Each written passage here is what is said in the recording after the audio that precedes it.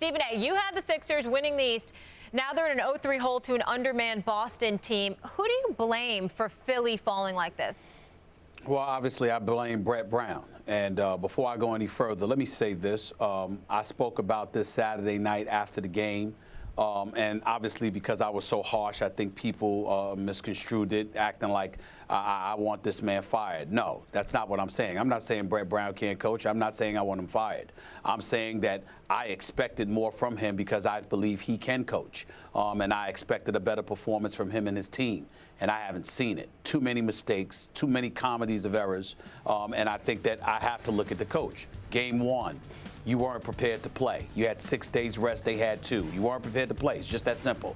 We know that. Game 2, that second quarter run where they made where Boston made that run and cut a 19-point deficit with 3:43 left in the second quarter down to 5 before the first half had ended. Why? Because there were no timeouts called. There were no substitutions made. There was nothing to derail what Boston was trying to do.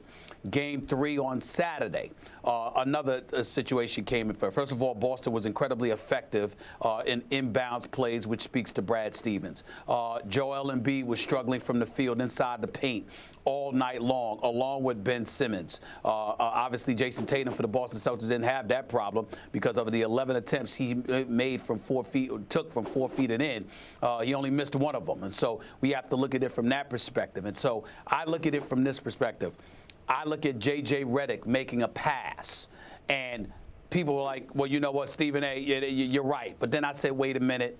J.J. Redick, that play had been called on numerous occasions by Brett Brown during the season, and obviously it was something that worked for him, so he tried it again. It didn't work out. Him and Ben Simmons got mixed up somehow, some way, and Ben Simmons wasn't looking for the pass. Joel Embiid, clearly better facing the basket than with his back to the basket, despite the fact that he's 7'2", and about 260 pounds.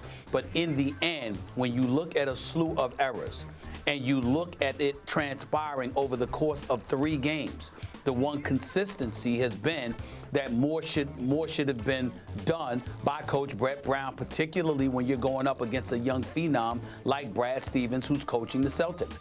And I look at it from that perspective, and I just walk away disappointed. But I want to remind everybody that when Jay Wright won the national championship for Villanova and everybody was talking about how Jay Wright should be the next coach for the Philadelphia 76ers, I was the one that said no.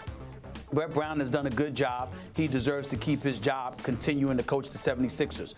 But I still have been very disappointed with what I've seen these first 3 games from them. It's just no excuse for the comedy of errors that we have seen over the first 3 games. And all of it, at least in some way, is connected to the coaching. And that just has to be said.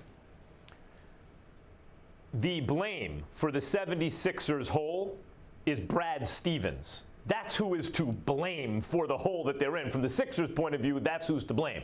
And I want to be very clear about this.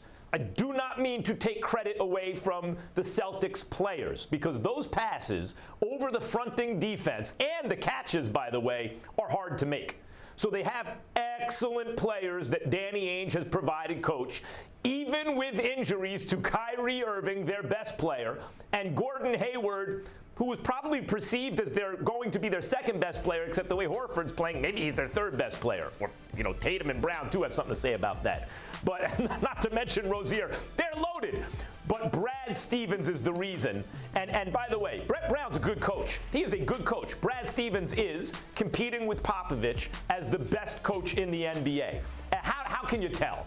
It's not just that the team is very well prepared and gives excellent coordinated effort with an idea of what they're doing, a game plan on offense and defense. It's not just that. You mentioned the plays out of timeout, Stephen A., and absolutely, and Brad Stevens has deservedly gotten a lot of credit for those. But what about the plays into timeout?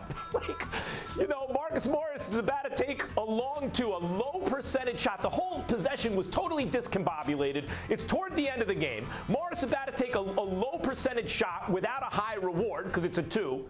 Coach calls timeout. That's a play into the timeout. And then out of the timeout, designs that little lob into Al Horford, which I mean, again, it's a difficult pass to make, it's a difficult catch to make, soft hands for the big guy, Al Horford, for the layup in that critical moment. It's not just the plays out of timeout, it's the plays into timeout with Brad Stevens. It's not just the fact that he has him playing defense, it's the coordination of the offense, like a plug-and-play offense. So he has the horses, yes, absolutely. The players deserve credit, as does the GM. But Brad Stevens is the best coach, one of the two best coaches in the NBA, along with Greg Popovich, and that is most to blame for the Sixers. He just beat the Greek Freak, and now he's got a team with two freaks on it, and he's figuring out a way to beat them too. And ultimately, the question will be, as I said earlier, can he beat the ultimate freak in the conference finals, LeBron James? Stevens is the man. Yeah, Ben Simmons also didn't help much when we're talking about blame here.